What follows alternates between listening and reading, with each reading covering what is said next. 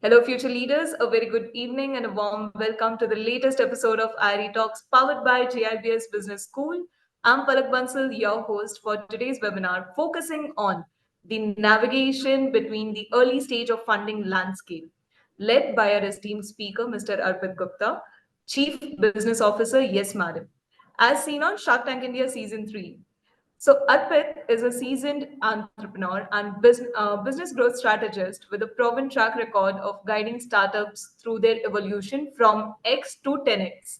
His entrepreneurial journey began with Chefcart, where he pioneered a disruptive business model, securing $3.5 million dollars in funding and achieving remarkable milestones, including an annual revenue of $1.35 million with an impressive 8% take rate. Here's a fascinating fact to open today's discussion.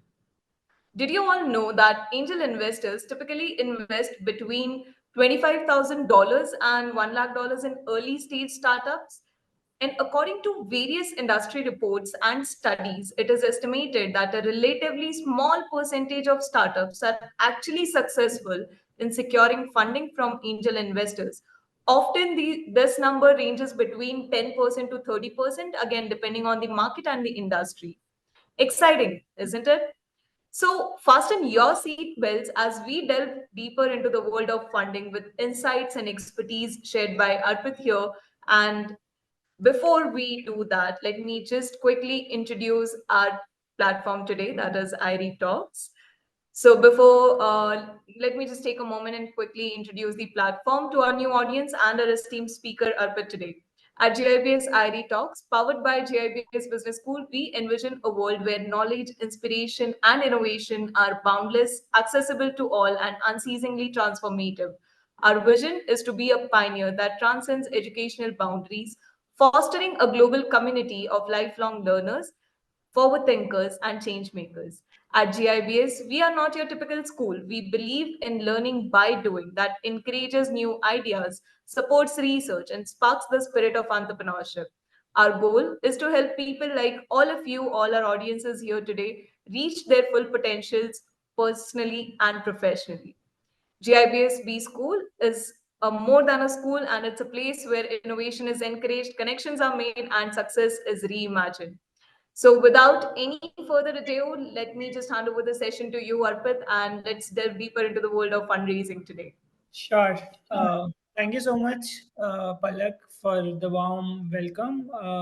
Deeply honored and humbled to be here, and I'm really excited to share whatever insights I have on fundraising and on entrepreneurship. So, hi guys. Like, Great to meet you all. It's a big audience. 80 people have already joined.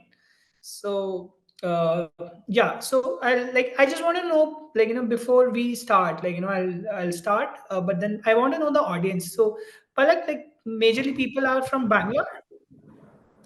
No, so this is an open webinar. People have joined us from all across India. The mix would be all students, academicians, professors, young professionals. So it's a mix of all domains. Okay, so I want to know, because you guys have joined this webinar, how many of you want to start your own business, like at some point of time? Like, can you raise hands? The participants, they can drop their answers in the Q&A section. And yes, we already have the answers flowing in. So there's a couple of them who have already said yes, they want to. Okay.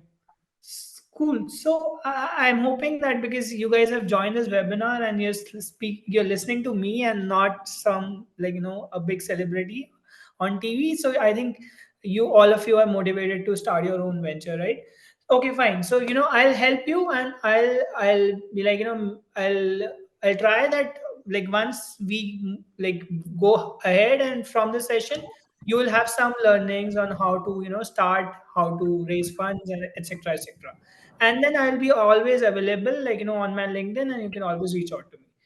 Cool. So let me just start with my introduction. So my name is Arpit. I am born and brought up in Uttar Pradesh. So I come from a small town named Hasanpur.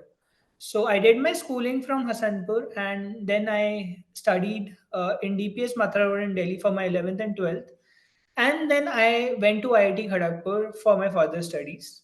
So in my college, I was not a very bright student. Maybe because uh, you know, uh, when I reached IIT Kharagpur, I was like, I've done a lot of studies, lot of I was like, I don't want to see books anymore, and I was not a very good student, like in terms of CGPA.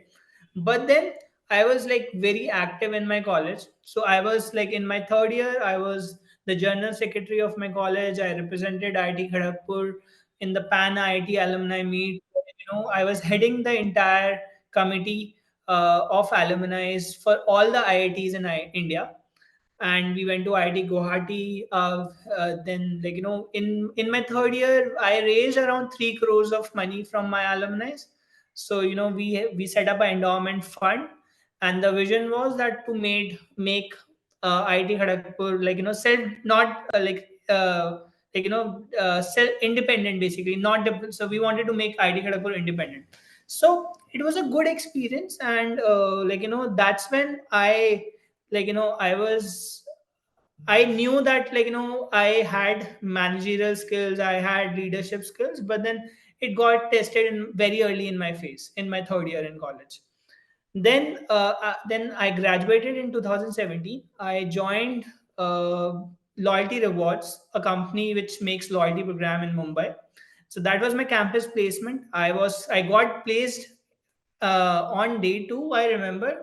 And and it was like a shock because I didn't expect it to be that fast, because like I said, I did not have a good CGPA. But then because of my co-curricular things, I got a very decent placement. And then I moved to American Express, where after a year, where I was doing data driven insights for MX merchants in US, Canada, EMEA, Latin America markets. And then in 2020, I still remember that day when I was speaking with my father that I'm not getting the fun, I'm not enjoying what I'm doing, because I was making presentations, I was giving I was like crunching numbers, making models, machine learning models on it. But then still I was not getting the kick. So I discussed with my father, and my father was like, do whatever you want to do. So he believed in me, and in 2020 I started Chef Cart. So that was, guys, a very big decision in my life, because I was working in American Express as a business analyst. It was a good salary, good life. Okay, so I left that job and started onboarding cooks. So basically, Chefcart was a platform wherein we were connecting customers and cooks. So basically, we were an app in which customers can book a cook, and the cook will go to the customer house and make food for them. So I was like, from American Express, I was on the roads searching for cooks. Okay, so it was a big phase change in my life. So I ran the startup for 3 years, took an exit from it. Then I joined Yes Madam as a chief business officer. Went to Shark Tank season three. Pitched, Shark Tank, like Yes Madam on Shark Tank, and I pitched it outside Shark Tank also. We got a term sheet of around 13 crores. And then eventually, I took an exit from Yes Madam also, and right now I'm working on something very very personal right now, so that's why I can't reveal it. But then yeah, so that's my journey. Okay, so yeah, so I like to now tell you the importance of fundraising. So guys, see, fundraising is not mandatory. You don't have to, you can't start without raising a funds. You can start definitely, right? But then there, it depends on what kind of business model you are targeting. So let's say if you're targeting a SaaS business, a product business, right, where the heavy costs are much higher, or where you're targeting a service business. For example, I started Chef Card, so I had to onboard cooks, I had to streamline the operations, I had to make a platform also. It was similar to Zomato. So you you can imagine, like, Zomato, to start something like Zomato, you have to raise funds, because the model gets mature after a certain point of time, like, after 10 years, 12 years. So today Zomato is earning 1 rupees or 2 rupees per delivery, right? So you cannot start that kind of a business as a bootstrap business and, like, put in your own money, then you will not be able to scale. But then there are D2C startups, like, when somebody's selling soap, somebody's selling clothes, somebody's selling sleepers, right? Shoes, whatever. Right? For these kind of businesses, you can start bootstrap and you can take it to a certain level before you raise money. So fundraising is crucial. It's just that you have to understand, like, why you need funds. And like, it's my advice that, whenever you think that, okay, this is the time when I cannot sustain without doing the fundraising, that is the time you should raise money, not before. Because what happens, if you can scale your business without fundraising and you raise funds, then your model is not matured and you don't know where to spend the money. And that is a reason, like, 90% of the startups who raise money fails, because they don't know where to spend the money. So this is, like, this is like very important. Now I'll come back to my startup journey, how I did, like, how I did the fundraising, and what happened. So, like, in 2020, I said, right, I left my job, I started this chef card. And like, I started with my co-founder. So there was a co-founder whose name was Weber. So we both of us were friends from college, batch, and, like, we were colleagues in American Express. So, we put in 10 lakh each. Like, it was a saving at that point of time, from our jobs. So we, like, collated, we collated 20 lakhs, and we started the operation from our 3 BHK in Gurgaon. So our living room used to be the hall wherein everyone used to come and work. So, like, we started with an intern. So I hired an intern. I still remember, like, that was a virtual intern. Like, she was staying in Delhi and she was working for us. So, and with help of her, what I did, I started making the databases of cooks. Like, I started reaching out to my friends that, whatever contact you have for cooks, you give it to me. Then slowly and steadily we started building, and I think we were serving around 75, 80 households, where we got our first term sheet. So, like, when so our business model was there, our revenue model was there, a lot of things were streamlined, like, and we had something to show to our investors. And we raised our first round, which was of around 3 crores of money. And with that, after 6 months, we raised around for 15 crores. Then, like, we shifted to a bigger office. We moved out from our home when we raised 15 crores. So when we raised 3 crores, we still, like, we continued to work from our home, because we were very frugal in our approach. When we raised 15 crores, we got offices in Gurgaon. Then we started, like, started from there. So, yeah, so that was the journey. And, like, today Chef Card is present in Bangalore, is present in Mumbai, is present in Gurgaon, Noida, Delhi, right? So yeah, so that was the journey. So now I'm gonna, like, speak about understanding the investors, like, what all different type of investors are there. So when you raise your first round, so those people are angel investors, like, Palak was saying that, and, like, angel investors invest between, like, $25,000 to somewhere around, I think, what did you mention, maybe 100K, right? But then that's, like, an angel investor can invest as low as 2 lakh, 3 lakh, 5 lakh rupees also. So, so we had, like, we reached out to our seniors and we raised money through, and they put in, like, some of them even put 2 lakhs of money, right? So one is the angel investor, then the second is venture capitalist.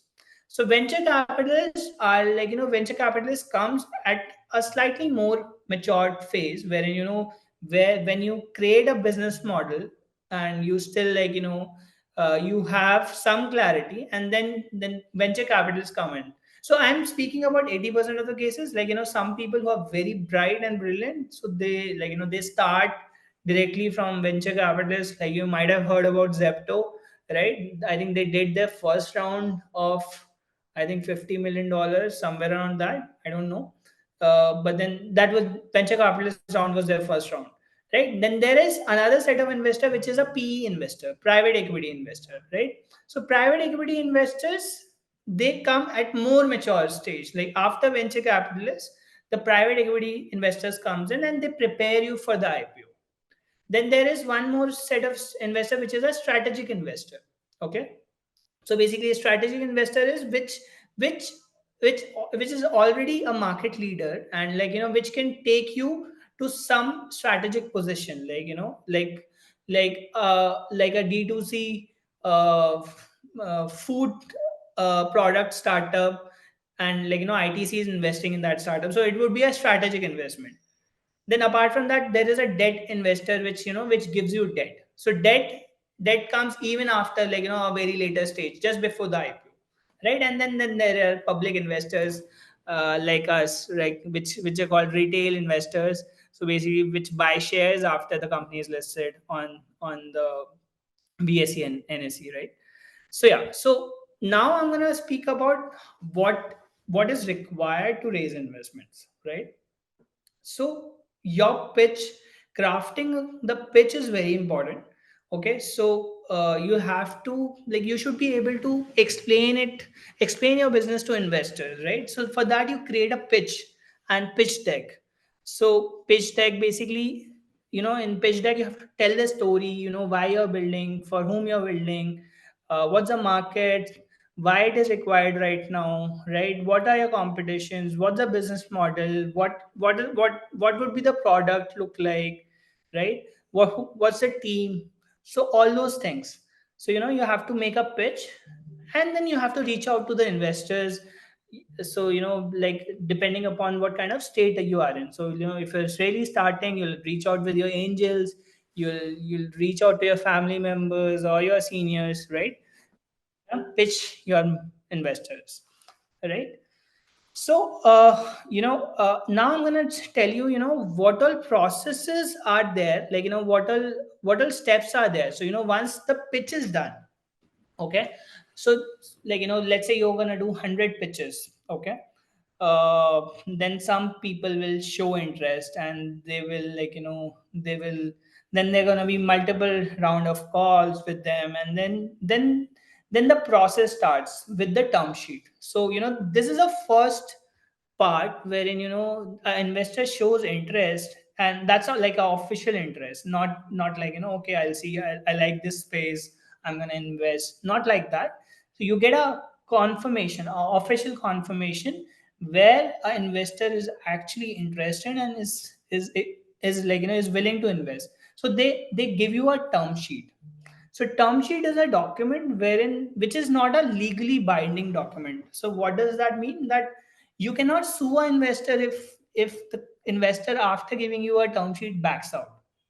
Okay, so, you know so you have to, like, term sheet is not a non-binding document, but then, like, mostly, and, like, in the 95% of the cases, if an investor gives you a term sheet, and if everything is fine, you have not lied with the investor, then the term sheet does not fall away. Then once a founder received the term sheet, and then they discuss the terms of the deal. So there are two parts of the deal. So one is the finance part of the deal, and the second part is the legal part of the deal. Okay, so what does finance means? That on which valuation you are raising money, how much you are raising, how you have to return that money to the investors. So, and, like, so that's a finance side of the deal, right? How you have to return, how much you're raising, at what valuation you're raising, right? Then there is a legal side of the deal, wherein which tells what rights you're giving. So, once you get an investor onboarded, he's a shareholder, he's a partner in your business, he's a business partner, right? And and trust me, guys, I'll tell you one thing, that investor in a startup, if investor is that shareholder or that business partner which you can never fire. So investor has the most amount of power after doing the funds, after giving you the funds, because that the all those rights are ensured when he's giving you a term sheet. So I'll explain you about that. So once the term sheet is discussed, right? So you have discussed on the terms, on the legal side of the things and the finance side of the things.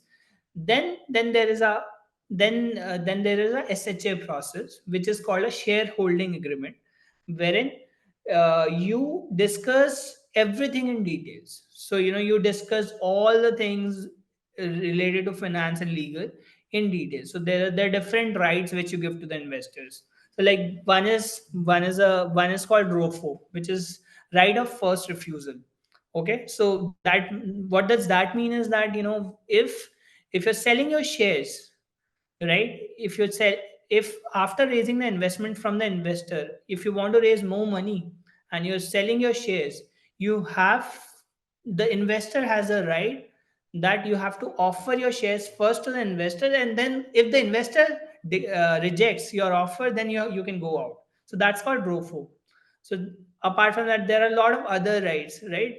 One is called drag along rights, which is like which what does that mean is that let's say if you so basically you have to give an exit to the investor, right? And there are terms that you have to give exit to investors after 5 years, 6 years, 10 years, right? It is written. So if you're not able to give exit to your investors, then the investor can drag you along. So the investor can sell his shares and can sell your shares also. So I'll just give you an example. So what happened with Milk Basket at the time of COVID, that like there was an investor who invested in Milk Basket, and the business was doing really good. I don't know if you're aware, but Milk Basket basically used to sell groceries online on a mobile application in Delhi NCR. So it was a good startup, and they were growing very good. Like you could order any grocery, and they used to deliver in the morning. So one of the investor invested in their business, and then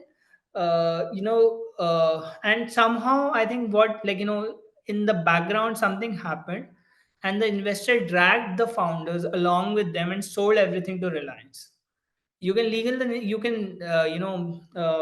Google the name of the investor.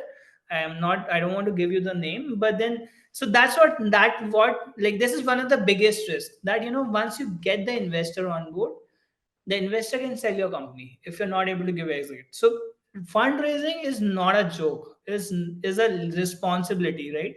So if you raise funds, then you're hiring a boss over you, and you have to follow, and you have to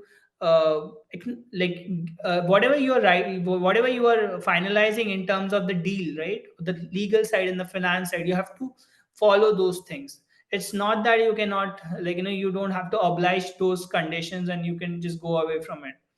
You can be in deep trouble if you're not following. So that's what happened with Milk Basket. So that's why this process is very important, wherein the due diligence, shareholder agreement, like all of these process takes around 3 months. So after you get the term sheet, 3 months are the both side of the lawyers will get involved, and then the process will be completed. So once the SHA is completed, then there's a few financial due diligence, which is called FDD. In that, what happens is that whatever the founder has committed to the investor at the time of fundraising, then the investor basically do a due diligence and double check that whether the founder was saying right, or was the founder lying. So that's called the financial due diligence, and once that is done, then the money comes in the bank. So this is the process. Okay. So but then guys, raising funds is a very difficult job. If you raise, if you have to pitch to so many people, you have to if you pitch to 100 people, it's like a funnel. If you pitch to 100, maybe 50 will show interest, 20 will come on a call, 10 people will do a follow up call, and 5 people will eventually meet, and maybe 1 or 2 people will invest. So so it is a very difficult thing.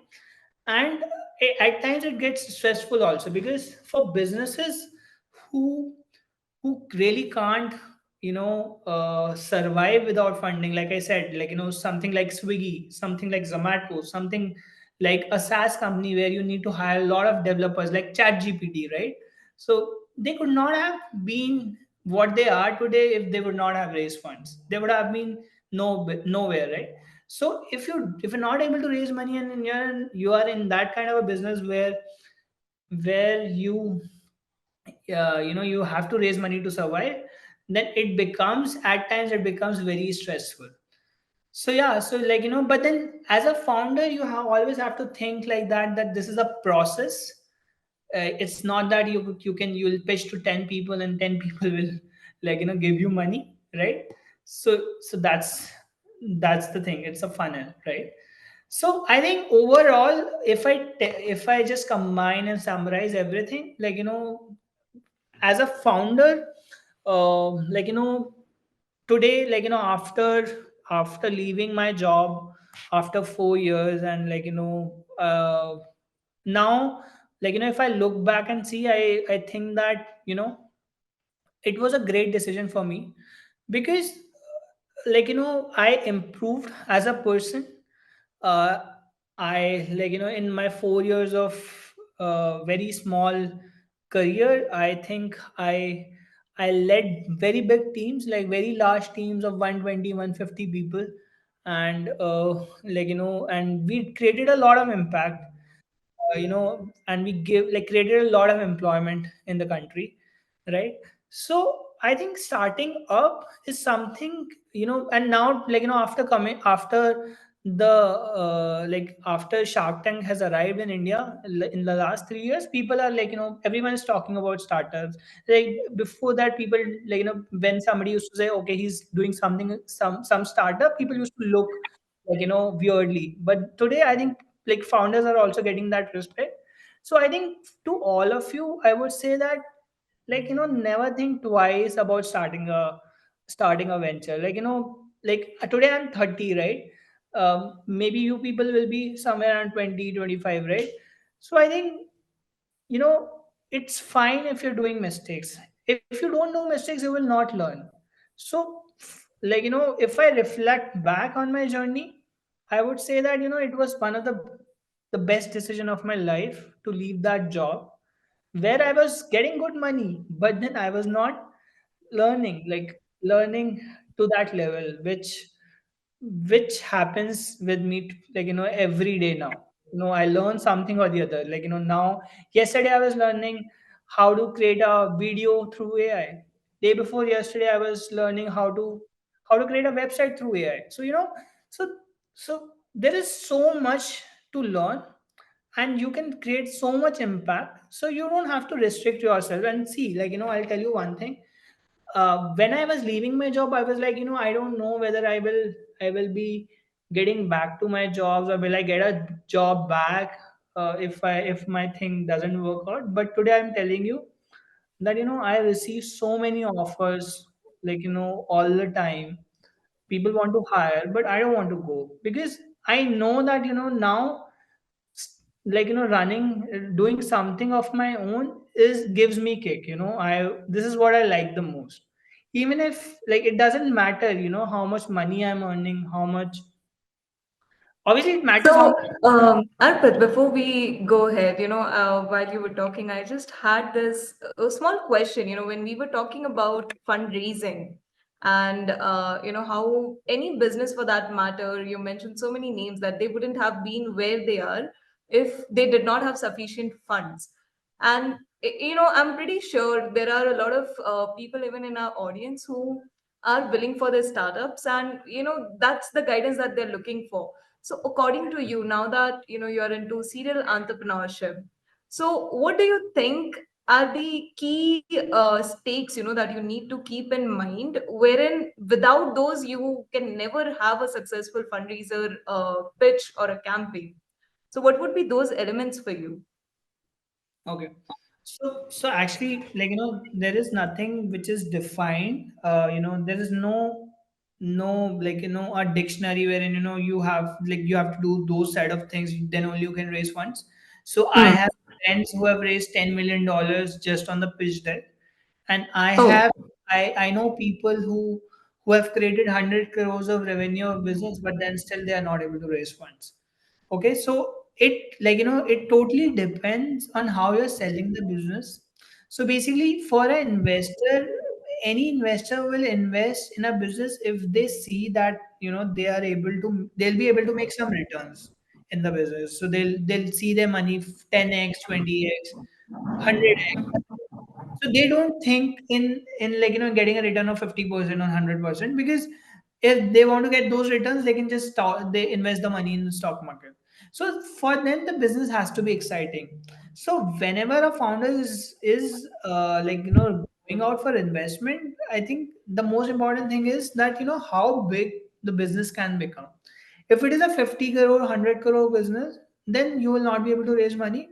Obviously, for a founder, it's fine. Today, if somebody is doing a 100 crore business and earning 2, 3 crores, 5 crores a year, it's a good life, right? But then our investor is not going to invest in that business. So the TAM, there's a word which is called total addressable market, which is called TAM in the fundraising world. So the TAM has to be $1 billion TAM. It has to be it has to be a very big market. So first of all, that is very okay. okay.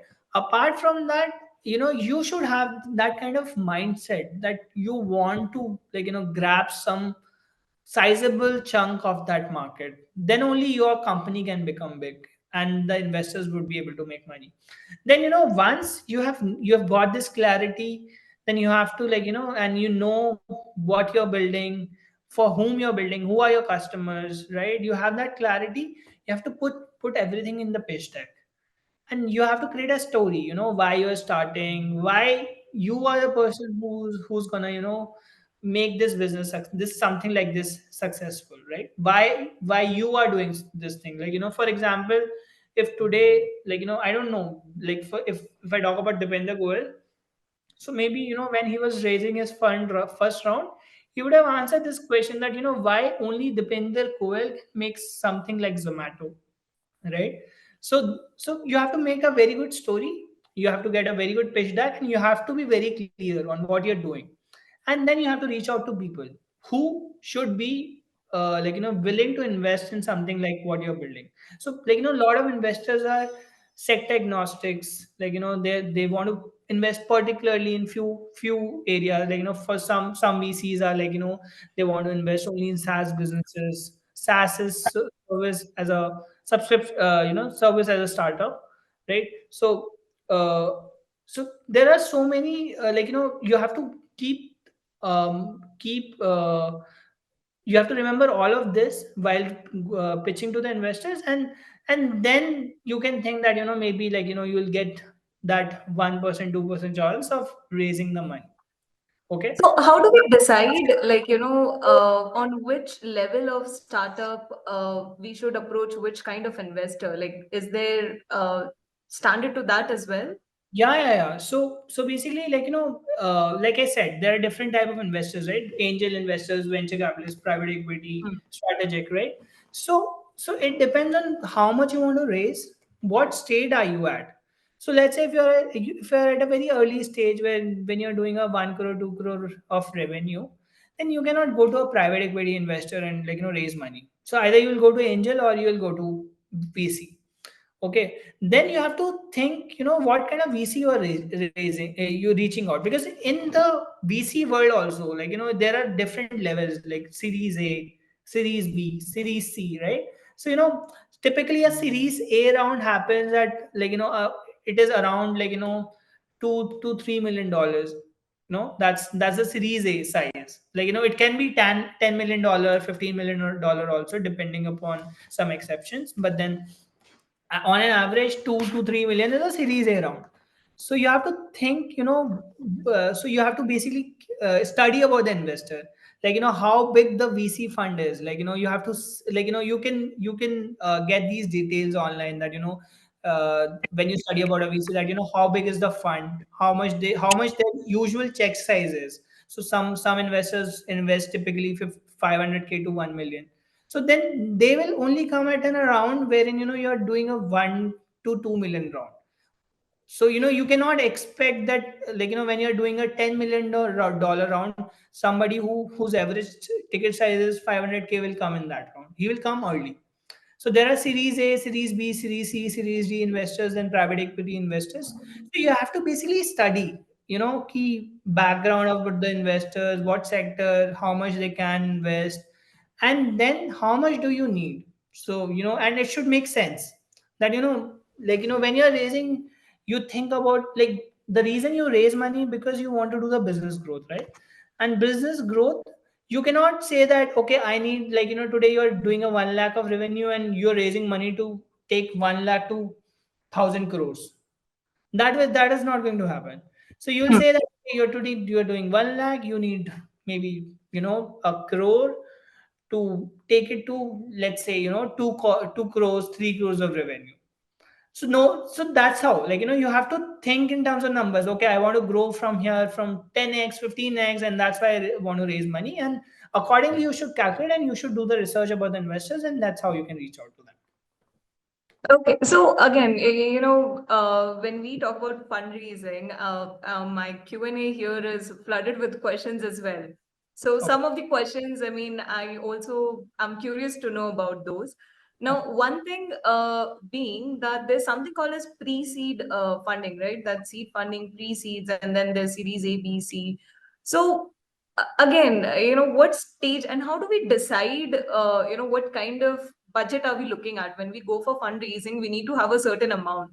So how do we come to that amount that I require 10 crores or I require 1 million? How do we come to that? No, no, no. So see, you'll have to make a business model. So you'll have to think that, where do you want to see yourself in the next 1 or 2 years? And then you have to, like, think about that, what all costs would be there, how much revenue you'll be earning, how much money do you need, and why do you need the money, where Okay. where you're going to expand it. So let's say, like, if you want to start a D2C startup of, let's say, almond milk, okay, and you want to, like, make tetra packs of almond milks and sell it on Amazon, Swiggy, and, like, on through your website. So you'll see that, okay, what's your production cost, what's your raw material cost, how much revenue you would want to make in the next 1 year, how many employees you will have to hire. So accordingly, you have to, like, make a business model on Excel. And once that Excel business model is made, so you'll know, how much of expense, how much of money is required. And that's how you will come to a number that, okay, I want to raise this money to reach to a revenue run rate of that amount. Okay. So, I mean, if you don't mind, I would like to take a couple of questions from our audiences as well, so that we are able to answer those as well. So we Mhm. have someone named Ganpati Ayappa, and he asks that how do you decide the TAM when you are bringing in something new with a 0% competition in the beginning? So like a blue ocean. So when you have something new entirely in the market, so what is your TAM, SAM, and SOM? So how do you decide upon that? Okay, interesting question. So let's say if you are doing something new, then, like, you'll have to do a guess estimate that, like, you'll have to guess how many customers are there for that kind of a product. And that you can do by doing a survey also. Okay, so let's say you are targeting females, right? If your product is for females, right, and that too for working professionals, and that too for metropolitan cities, so then you can, maybe do a guess estimate of, how many such kind of people would be there. Then you have to think about, how much would they be willing to pay you for that kind of a product.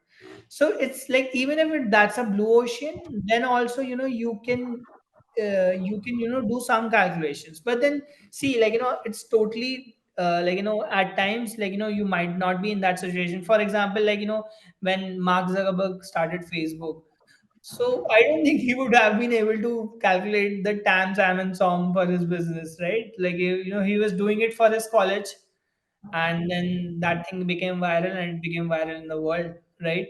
So, so at times it can get difficult, but I think you have to be basically give a reason. So, like when you're doing a TAM, SAM, SOM calculation, you have to.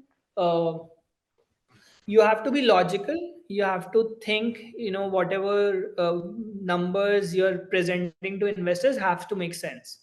Otherwise, like if there are flaws in your logic, then then the investor is not going to fund you. But then if you're logical, then then there is no problem with whatever number you have to come. But then the number has to be big.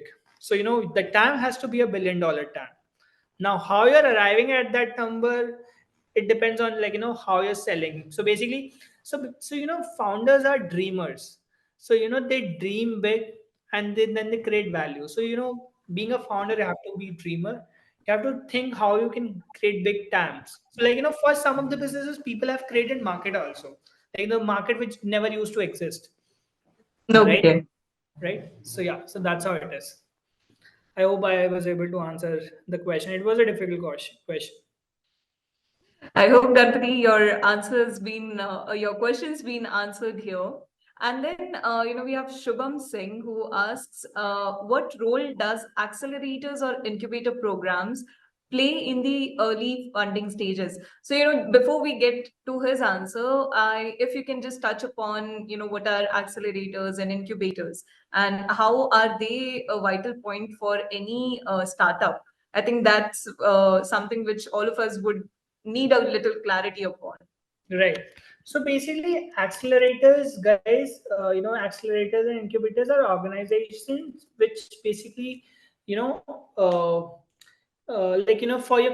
for that example, let's say, these organizations are those who basically, give you fund, the initial fund, and give you infra, they can give you office space, infrastructure, maybe laptops, or equipments for the research, and money, so that you can create your first MVP, which is minimal viable product, and then you can enter the market and pitch your product to investors. So basically, incubators and accelerators are those organizations which help you, which mentor you, and which give you the initial resources to Hmm. make business.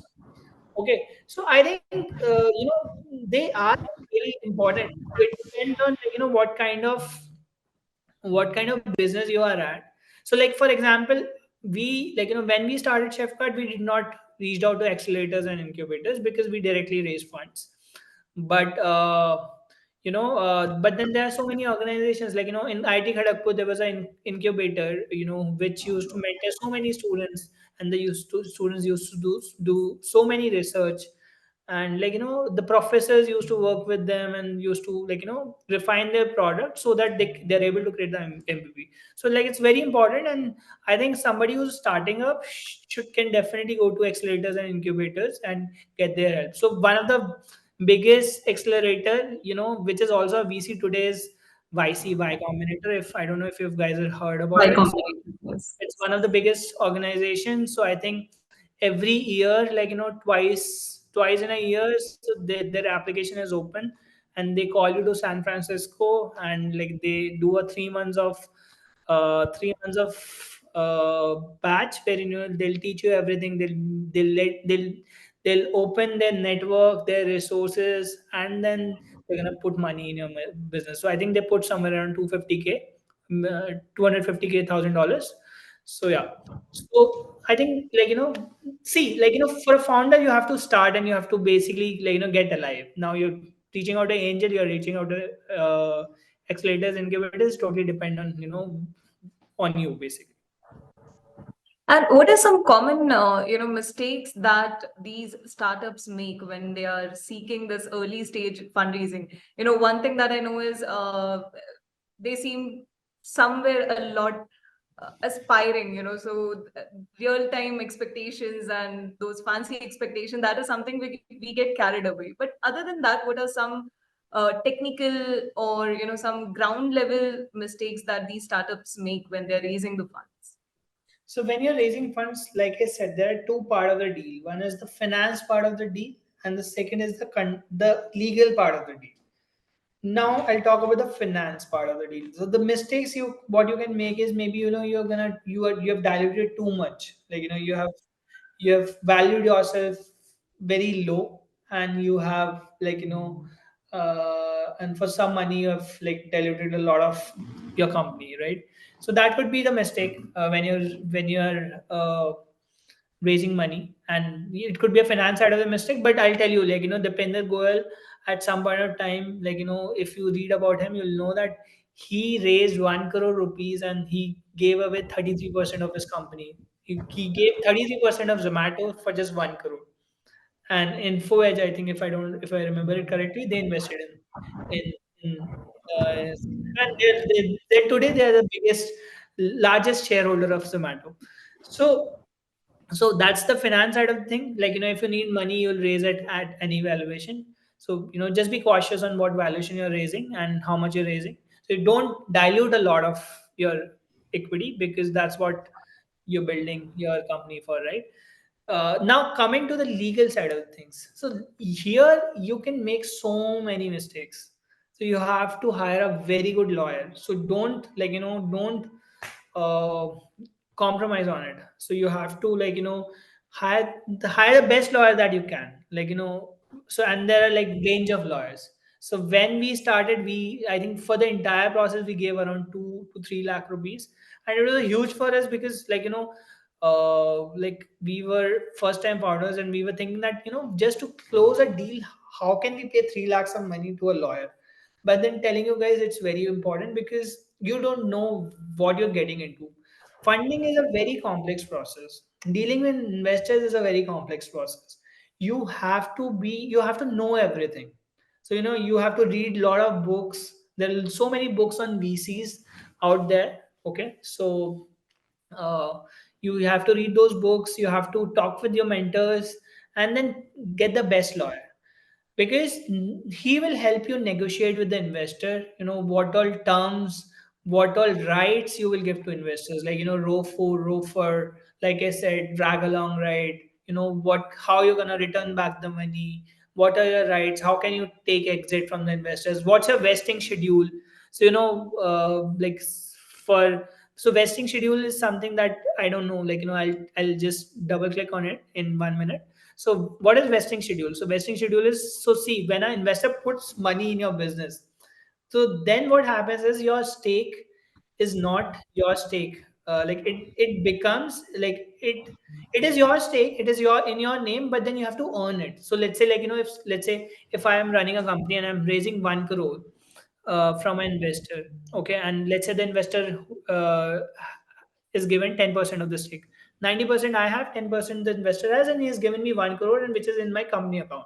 So I cannot leave tomorrow and say that, okay, I am the 90% stakeholder of the company and the company has 1 crore in bank account. I am taking 90 lakhs back and giving 10 lakhs to the investor.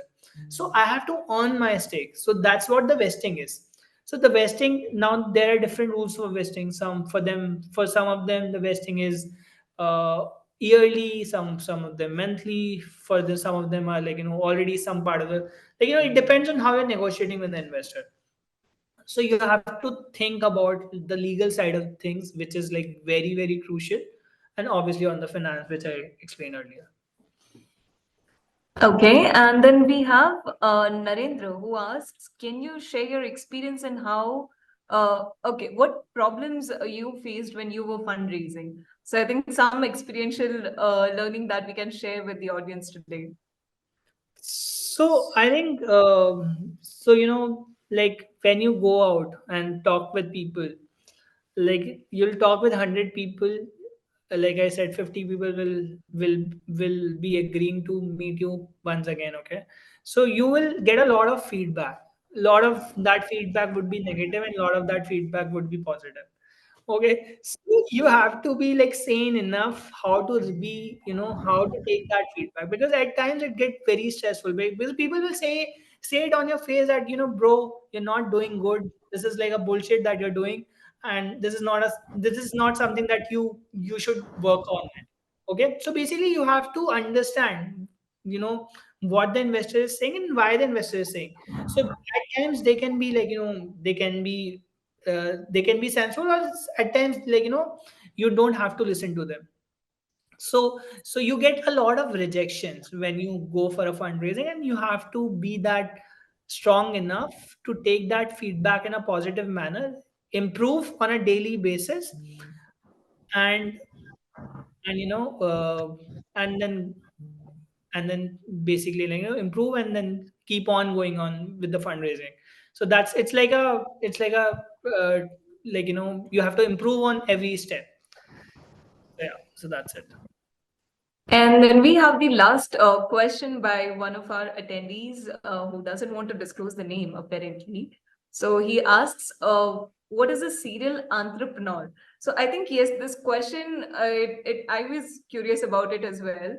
That Mhm. this term, it has fancied, recently in the new age of entrepreneurship when the startup culture started.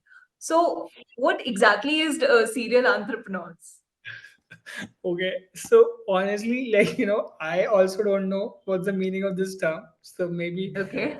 you can maybe Google it. So, like, what I can think of it is that, serial entrepreneur means that the person who's like, who's into entrepreneurship and is like, failing, and then like, then restarting, and then again like, like is in there in that journey. So, it's not a one time entrepreneur. For example, like, I think I started Chef Card, then I was a co-founder at Yes Madam, went to Shark Tank.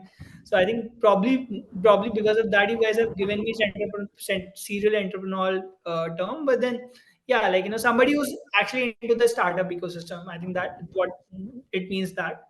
But then, yeah, like, if you really want to know the Yes, I think on the similar lines, it gives out that meaning that, you have a startup after a startup and, it's all either a failed one or, you're restarting or you're just going forward on the same way. I think that's right, the meaning even I picked up from this. right, right. So with that, Arpit, we do not have any further questions and we have reached towards the end of our session today. First of all, I really I just would want to, like to thank you. okay, so just give me 1 minute, like 30 Yes, seconds sure. more. So, guys, I think right now, I don't know how many people are there. Around 83 people are there. Okay. So I'm just telling you this because, I don't know if I'll be speaking with you guys again. And like, I just want to tell you that, take that risk of starting something. Okay, so I'm telling you, nothing is gonna change in your life. You will definitely get a job if you fail. Okay, if you fail, and then if you're looking for a job, if you're not getting job, reach out to me. I'll find some place for you. But then what I'm telling you is that if you don't start, you will not know what is the startup ecosystem, what all things are there, what all opportunities are there. Okay, and you need not to be from a business background.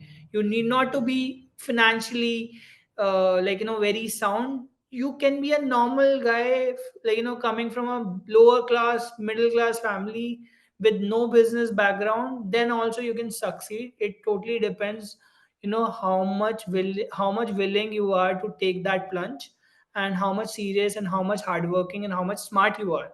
Okay, so what I'm saying is, even if you're doing a job, even if you're, so I'm not saying that, because most of you are students or most of you would be students. So, you can work. Like, I worked for 3 years. I worked in American Express and Loyalty Rewards and learn a lot of things. So you can also, like, suffer. And there are few people like Mark Zuckerberg who never went to college, right? Or who dropped out from college, right? So there are different type of people. You will meet different type of people. But what I'm saying is that at least give it a try once or twice in your life, so that you will never regret it, like, when you'll be old, and with your grandchildren and like, granddaughters, you will not have that regret. And maybe, like, in that journey you'll build something which would be amazing for the country and for you and for your family. So yeah, so this is what my suggestion is to everyone, that don't be afraid. इतनी पढ़ाई करके अगर तुम्हें job की tension हो रही है ना, तो then there is no point. Like, you don't have to worry about the job when you're doing a MBA, or when you've done your BTech. Don't worry about your job. Job तो मिल जाएगी यार, कोई दिक्कत नहीं है. So yeah, that's what I wanted to conclude with. Thank you so much, Palak. Yeah, over to you.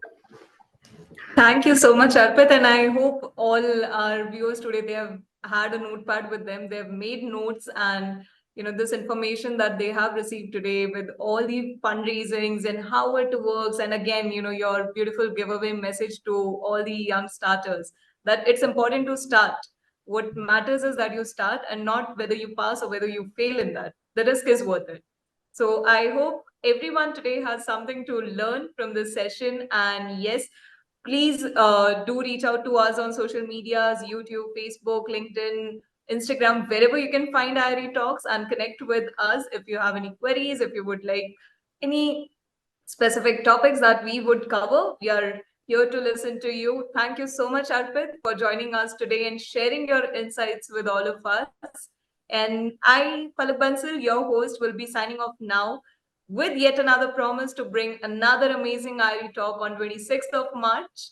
And we will be focusing on innovations in the EV technology in that particular session. Hope to see all of you join in even for that session. Until then, thank you so much for being an amazing audience. Thank you, guys.